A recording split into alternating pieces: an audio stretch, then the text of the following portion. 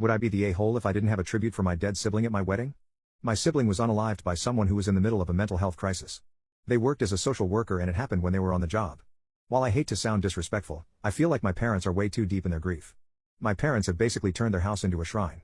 It's filled with pictures of my deceased sibling. On every wall and on every surface there are pictures of them, in the kitchen and even in the bathrooms. After my sibling passed away, my parents left their place untouched. The property management company was willing to leave it alone in the beginning because my parents were still grieving, but after a few months they wanted us to clear out all the remaining belongings so they could find a new tenant. We ended up having to go to court because my parents just wouldn't budge. I had to get my friends to help me move everything out before it was tossed or donated. Days such as birthdays, holidays, and graduations revolve around the fact that my sibling is no longer with us.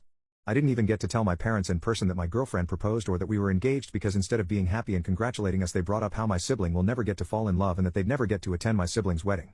I think after all these years my parents need to manage their grief. The things they've asked me do for my sibling during my wedding are just borderline insane. Just to name a few, they want someone at the wedding party to carry a picture of my sibling up the aisle during the procession. They want me to wear things that belong to my sibling on my wedding day. They want a slideshow about my sibling played before the speeches, and during the group pictures they want someone holding my sibling's portrait in all of them. I know people do tributes to loved ones at weddings, but I honestly don't want to. I don't want my sibling mentioned at all. I love my sibling and their passing was devastating, but I don't think it's wrong to want my wedding to be about me and my fiancé. I have tried to get my parents into counseling but they won't do it.